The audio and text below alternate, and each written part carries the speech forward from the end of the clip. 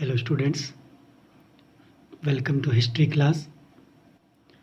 साडा क्वेश्चन चल रहा सी उद्योगिक क्रांति के दौरान होए नवे आविष्कार अते इस दे यूरोप विच विकास का वर्णन करो। पिछली क्लास विच असी उद्योगिक क्रांति का अर्थ अते उद्योगिक क्रांति के दौरान होए अनेक आविष्कारां दा वर्णन किया। इन्हां आविष्कारां नूं असी कपड़ा उद्योग, कोयला उद्योग, लोहे अते मशीनां दा उद्योग, रेलवे, आवाजाई दे साधन अते संचार दे साधनां दे पॉइंट बना के अलग अलग किए सन। अज असी शुरू करांगे यूरोपीयन देशां विच उद्योगिक क्रांति का विकास। यूरोप के लगभग सारे देशों ने उद्योगीकरण की नीति को अपनाया। इसकी शुरुआत तो इंग्लैंड विच हुई सी, पर इसके बाद सारे देशों ने उद्योग स्थापित किए।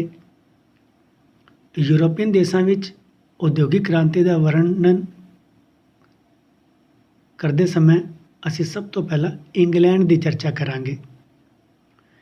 उद्योगिक क्रांति की शुरुआत 1760 ईस्वी विच इंग्लैंड विच हुई सी। एक क्वेश्चन बहुत इंपॉर्टेंट है 2 नंबर के लिए। असल विच 18वीं सदी विच इंग्लैंड के कोल पर्याप्त मात्रा विच पूंजी उपलब्ध सी। उत्थों के लोग भी बहुत मेहनती अते योग सन अते जल्दी ही इंग्लैंड विच एक तो बाद एक उद्योग खुलन लग पे।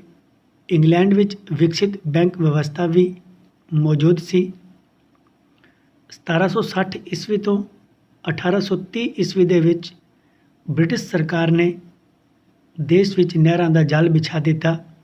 1830 ईस्वी विच मैनचेस्टर तो लैके लिवरपूल तक पहली रेल लाइन बिछाई गई। इन्हां सुविधावां ने उद्योगिक खेत्र नूं अगे वधाउण विच बहुत मदद दी। उद्योगिक खेत्र विच इंग्लैंड के निवासियों ने भी अजिहे आविष्कार किए जिन्हां नाल उस खेत्र विच क्रांति आ गई। शिपनिंग जैनी, वाटर फ्रेम अते फ्लाइंग शटल कुछ अजिहे ही आविष्कार सन। इंग्लैंड विच उद्योगों के लिए पर्याप्त मात्रा विच कोयला अते लोहा उपलब्ध सी।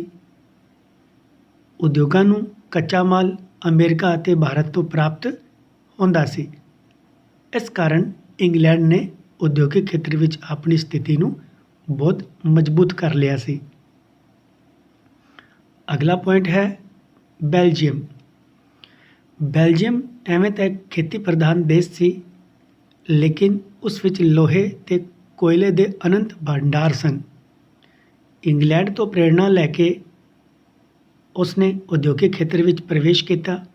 उसने हौली हौली लोहे ते कोयले दी खानां नूं विकसित किया अते फिर मशीनां बनाउण दे कारखाने भी स्थापित किए।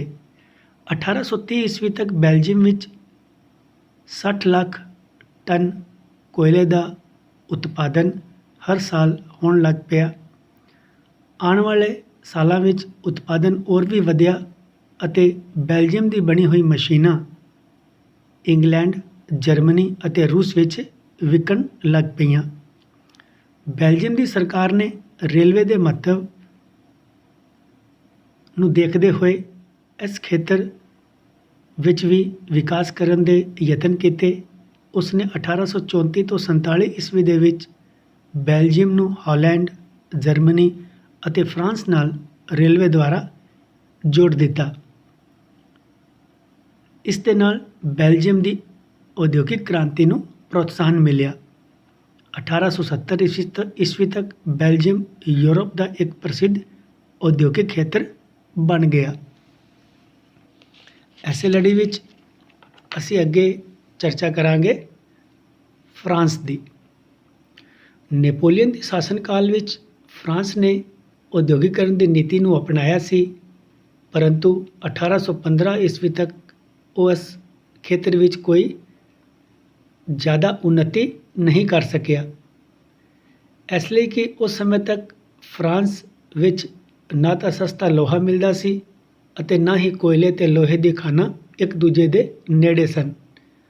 1816 ਈਸਵੀ ਵਿੱਚ ਫਰਾਂਸ ਕੇਵਲ 9 ਲੱਖ ਟਨ ਕੋਇਲੇ ਦਾ ਉਤਪਾਦਨ ਹਰ ਸਾਲ ਕਰਦਾ ਸੀ। ਆਉਣ ਵਾਲੇ 30 ਸਾਲਾਂ ਵਿੱਚ ਉਸਨੇ ਕੋਇਲੇ ਦੇ ਉਤਪਾਦਨ ਨੂੰ 9 ਲੱਖ ਟਨ ਤੋਂ ਵਧਾ ਕੇ 52 ਲੱਖ ਟਨ ਕਰ ਲਿਆ। ਐਸੇ ਕਾਲ ਵਿੱਚ ਉਸਨੇ ਲੋਹੇ ਦੇ ਉਤਪਾਦਨ ਨੂੰ ਵੀ ਲਗਭਗ 3 ਗੁਣਾ ਵਧਾ ਲਿਆ ਸੀ। ਅਲਸੇਸ ਅਤੇ ਲੌਰਨ ਦੇ ਪ੍ਰਦੇਸ਼ ਆਪਣੀ ਬਹੁਮੁੱਲ ਲੋਹੇ ਦੀ ਖਾਣਾਂ, ਇਸਪਾਤ ਦੇ ਕਾਰਖਾਨਿਆਂ ਅਤੇ ਕੱਪੜੇ ਦੀ ਮਿਲਾਂ ਦੇ ਕਾਰਨ ਫਰਾਂਸ ਦੀ ਇੱਕ ਬਹੁਤ ਵੱਡੀ ਸੰਪਦਾ ਸੀ। 1870 ਈਸਵੀ ਵਿੱਚ ਅਲਸੇਸ ਅਤੇ ਲੌਰੇਨ ਦੇ ਪ੍ਰਦੇਸ਼ ਖੋਹ ਲਿੱਤੇ ਜਾਣ 'ਤੇ ਫਰਾਂਸ ਨੂੰ ਭਾਰੀ ਨੁਕਸਾਨ ਹੋਇਆ ਸੀ। ਅਗਲਾ ਪੁਆਇੰਟ ਹੈ ਜਰਮਨੀ। ਜਰਮਨੀ ਵਿੱਚ ਲੋਹੇ ਅਤੇ ਕੋਇਲੇ ਦੇ ਬਹੁਤ ਵੱਡੇ ਭੰਡਾਰ ਸਨ। ਉੱਥੋਂ ਦੇ ਲੋਕ ਲੋਹੇ ਦੀ ਵਸਤੂਆਂ ਤਿਆਰ ਕਰਨ ਦਾ ਅਨੁਭਵ ਵੀ ਰੱਖਦੇ ਸਨ।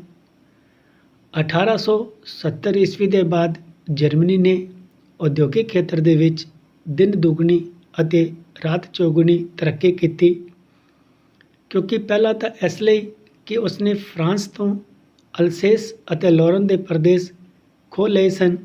ਦੂਜਾ, ਜਰਮਨ ਸਾਮਰਾਜ ਦੀ ਸਥਾਪਨਾ ਹੋ ਜਾਣ 'ਤੇ ਨਵੀਂ ਸਰਕਾਰ ਨੇ ਅਜਿਹੇ ਕਾਨੂੰਨ ਪਾਸ ਕੀਤੇ ਜੋ ਉਦਯੋਗੀਕਰਨ ਦੀ ਨੀਤੀ ਦੇ ਹਿੱਤ ਵਿੱਚ ਸਨ। ਤੀਜਾ, ਫਰਾਂਸ ਨੇ ਜਰਮਨੀ ਨੂੰ ਕਾਫੀ ਧਨ ਯੁੱਧ ਦੇ ਹਰਜਾਨੇ ਦੇ ਰੂਪ ਵਿੱਚ ਦਿੱਤਾ ਸੀ, ਜੋ ਜਰਮਨੀ ਨੇ ਉਦਯੋਗ ਧੰਦਿਆਂ 'ਤੇ ਲਾਇਆ ਸੀ।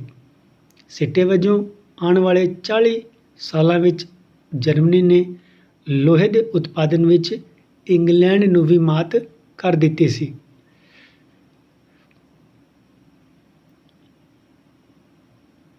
ਸੂਤੀ ਕੱਪੜੇ ਦੇ ਉਤਪਾਦਨ ਵਿੱਚ ਵੀ ਜਰਮਨੀ ਨੇ ਬਹੁਤ ਤਰੱਕੀ ਕੀਤੀ।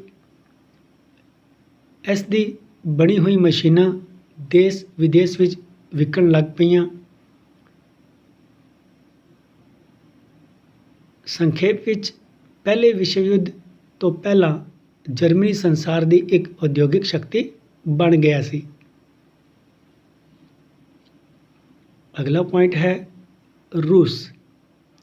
ਭਾਵੇਂ ਰੂਸ ਵਿੱਚ ਲੋਹੇ ਤੇ ਕੋਇਲੇ ਦੇ ਖਣਿਜ ਪਦਾਰਥਾਂ ਦੀ ਕਮੀ ਨਹੀਂ ਸੀ, ਫਿਰ ਵੀ ਉਹ 1860 ਈਸਵੀ ਤੱਕ ਉਦਯੋਗਿਕ ਖੇਤਰ ਵਿੱਚ ਉੱਨਤੀ ਨਹੀਂ ਕਰ ਸਕਿਆ। ਰੂਸ ਵਿੱਚ ਜ਼ਿਆਦਾਤਰ ਲੋਕ ਖੇਤੀ ਦਾ ਧੰਦਾ ਕਰਦੇ ਸਨ। ਇਸ ਤੋਂ ਇਲਾਵਾ ਲੋਹੇ ਤੇ ਕੋਇਲੇ ਦੀ ਖਾਣਾਂ ਇੱਕ ਦੂਜੇ ਤੋਂ ਅਤੇ ਘਣੀ ਆਬਾਦੀ ਤੋਂ ਵੀ ਦੂਰ ਸਨ। ਨਦੀਆਂ ਦਾ ਪਾਣੀ ਜਮ੍ਹਾਂ ਰਹਿਣ ਦੇ ਕਾਰਨ ਯੂਰਾਲ ਦੇ ਲੋਹੇ ਨੂੰ ਮਾਸਕੋ ਤੱਕ ਲਿਆਉਣਾ ਬਹੁਤ ਔਖਾ ਸੀ। ਨਦੀਆਂ ਦਾ ਬਹਾਵ ਉਲਟਾ ਹੋਣ ਦੇ ਕਾਰਨ ਵੀ ਕੋਇਲੇ ਨੂੰ ਮਾਸਕੋ ਤੱਕ ਨਹੀਂ ਪਹੁੰਚਾਇਆ ਜਾ ਸਕਦਾ ਸੀ। ਅਜਿਹੀ ਪ੍ਰਸਥਿਤੀਆਂ ਵਿੱਚ ਵੀ ਰੂਸ ਨੇ 1861 ਈਸਵੀ ਤੱਕ 1000 ਮੀਲ ਲੰਬੀ ਰੇਲਵੇ ਲਾਈਨ ਨੂੰ ਵਿਛਾਇਆ। ਇਸ ਦੇ ਬਾਅਦ ਆਉਣ ਵਾਲੇ 50 ਸਾਲਾਂ ਵਿੱਚ ਰੇਲਵੇ ਲਾਈਨ ਨੂੰ ਵਧਾ ਕੇ 40,000 ਮੀਲ ਲੰਬਾ ਕਰ ਦਿੱਤਾ ਗਿਆ। ਰੂਸ ਨੇ ਕੋਇਲੇ ਦੇ ਉਤਪਾਦਨ ਵਿੱਚ ਵੀ ਕਈ ਗੁਣਾ ਬੜ੍ਹੋਤਰੀ ਕੀਤੀ ਅਤੇ ਲੋਹੇ ਦੀ ਖਾਣਾਂ ਉਸ ਨੂੰ ਹਰ ਸਾਲ 40 ਲੱਖ ਟਨ ਲੋਹਾ ਦੇਣ ਲੱਗ ਪਈਆਂ। ਬਾਕੂ ਦੇ ਖੂਹਾਂ ਤੋਂ ਲੱਖਾਂ ਟਨ ਪੈਟਰੋਲ ਦੀ ਪ੍ਰਾਪਤੀ ਹੋਈ। ਰੂਸ ਨੇ ਹੌਲੀ ਹੌਲੀ ਸੂਤੀ ਕੱਪੜਾ ਤਿਆਰ ਕਰਨ ਦੇ ਕਾਰਖਾਨੇ ਵੀ ਲਾਏ।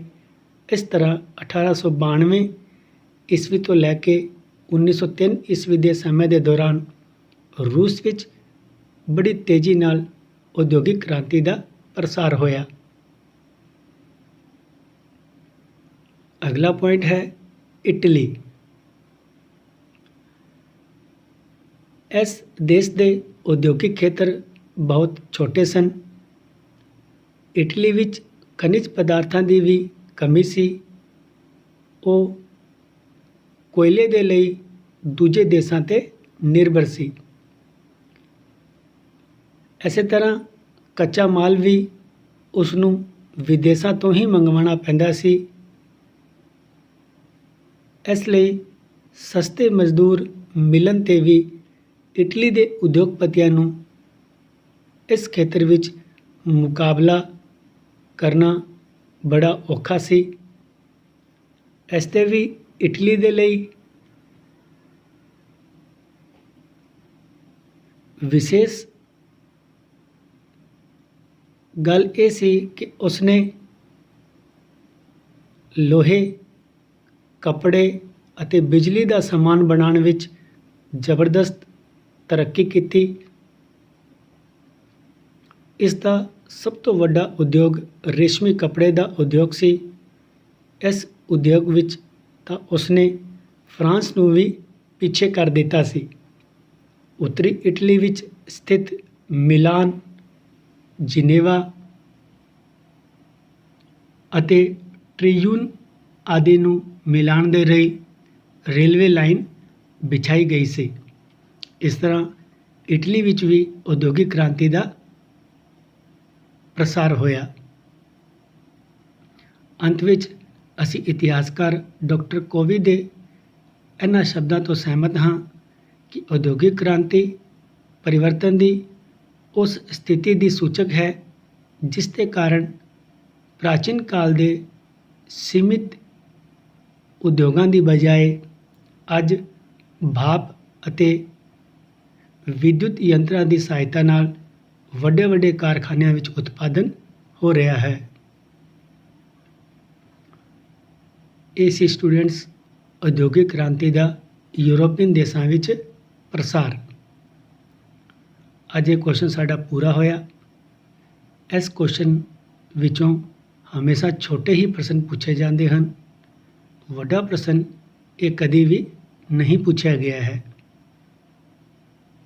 ਇਸ ਲਈ ਤੁਸੀਂ ਇਸ ਪ੍ਰਸ਼ਨ ਨੂੰ ਛੋਟੇ ਦੇ ਰੂਪ ਵਿੱਚ ਹੀ ਜਿੰਨੇ ਤੱਥ ਹਨ ਉਹ ਸਾਰੇ ਯਾਦ ਕਰਨੇ ਹੈ ਤਾਂ ਕਿ ਛੋਟਾ ਪ੍ਰਸ਼ਨ ਪੁੱਛੇ ਜਾਣ 'ਤੇ ਤੁਸੀਂ ਉੱਤਰ ਦੇ ਸਕੋ। ਅੱਜ ਇੰਨਾ ਹੀ। ਅਗਲੇ ਪ੍ਰਸ਼ਨ ਦੇ ਨਾਲ ਫਿਰ ਮਿਲਦੇ ਹਾਂ। ਉਦੋਂ ਤੱਕ ਦੇ ਲਈ ਬਹੁਤ ਬਹੁਤ ਧੰਨਵਾਦ।